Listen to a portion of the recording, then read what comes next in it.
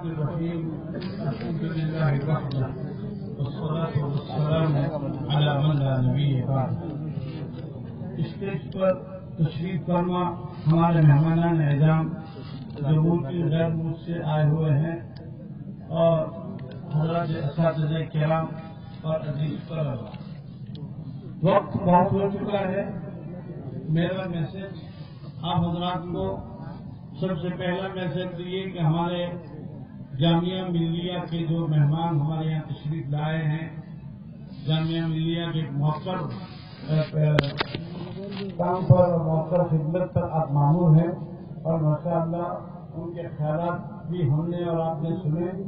میں نے ان کو فوراً ہی کہہ دیا کہ آپ کو پھر جامعہ آپ کو آنا پڑے گا. کیوں بلایا گیا؟ کہ نستفید، تاکہ ہم ان سے فائدہ حاصل کریں. ہر اچھی چیز آدمی کو لینی چاہیے. خود مذہبات وطعم قدر عربی کا جملہ ہے کہ اچھی چیز لے لو. تو کوئی بھی بات، کوئی آدمی ہمارے اسٹیج سے کوئی بھی بات کرے گا، ہم ان کو اپنے دل میں جگہ دیں گے. بہرحال آج کا دن یوم جمہوریہ کہا جاتا ہے اور یوم جمہوریہ یہ وہ دن ہے کہ جس دن میں ہمارا قانون دستور اساسی بنانے کے لیے ڈاکٹر امبیڈکر نے اپنی ٹیم کے ساتھ اس میں 3 سال لگائے اور 3 سال کے بعد ہمارا دستور مکمل ہوا. اور اس دستور کی تکمیل پر، اور اس دستور میں کیا ہے؟ دستور میں یہ ہے کہ یہ ملک اس کا دستور یہ کہہ رہا ہے کہ اس میں ہر قوم، ہر مذہب کے رہنے والے یکساں رہیں گے.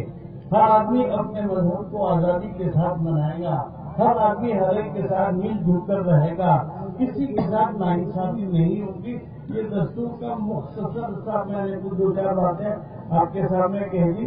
یہ اس پر طویلی بات تو یہ ہمارے یہ حضرات اساتذہ کرام نہیں کہہ سکتے ہیں.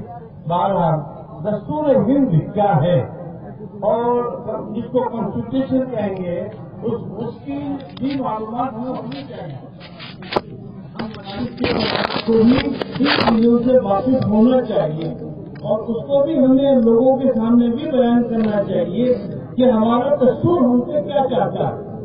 ہمارے دستور پر ہم کیسے عمل کریں. اگر کوئی آدمی دستور کے خلاف جا رہا ہے تو ہم اس کو اٹیک کر سکتے ہیں. یہ ملک کا دستور کی آزادی کی بات ہے، چاہے کوئی بڑی سے بڑی چیز پر کیوں نہ ہو، لیکن اگر اس نے دستور کے خلاف، کانسٹیٹیوشن کے خلاف کوئی بات کی ہے تو آپ اس کو کر سکتے ہیں کہ آپ کی بات غلط ہے، ہمارا دستور یہ کہتا ہے. تو دستور کو سمجھنے کی ضرورت ہے. اللہ تعالیٰ جو ہمارے ملک کی حفاظت کرے اور جامعہ اور جامعہ کے مارکیٹ کرنے والے جتنے بھی ادارے شعبے، اللہ سب کی حفاظت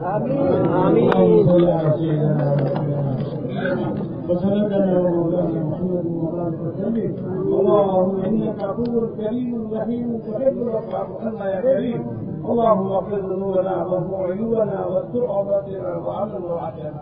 اے اللہ ہماری اجلاس کو قبول فرما. اے اللہ ہمارے ملک میں امن امان کی فضا قائم فرما.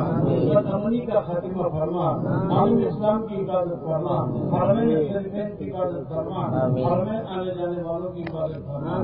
صلی اللہ علی النبی الکریم وعلی آلہ وصحبہ.